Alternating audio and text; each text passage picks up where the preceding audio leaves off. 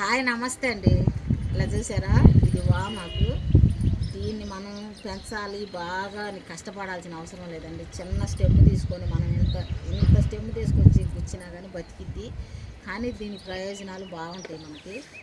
దీన్ని నీళ్ళలో వేసి కాసుకొని తాగినా కొంచెం పొట్టొబ్బరంగా ఉన్నా తగ్గిద్ది. పిల్లలకైనా పెద్దవాళ్ళకైనా దీన్ని చట్నీ చేసుకొని కూడా తినొచ్చు.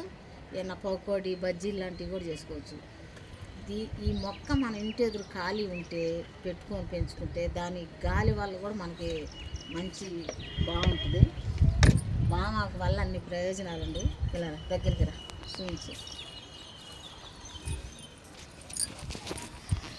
ఇక చూడండి, నేనైతే ఈడ 4 డబ్బాల్లో పోసుకున్నానండి. ఇది ఇట్లా డబ్బాలు పోసి కలర్లు వేసి పెట్టుకున్నాను. ఎందుకంటే ఏదన్నా కృష్ణయ్యని కానీ బుద్ధుడిని కానీ పెట్టుకోవాలని నాకు ఇష్టం.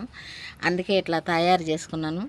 చిన్న చిన్న పూల మొక్కలు అలాంటివి ఈడ పెట్టుకుంటే బాగుంటుందని ఇలా పెట్టానండి. చూడండి బాగుందా? చుట్టూ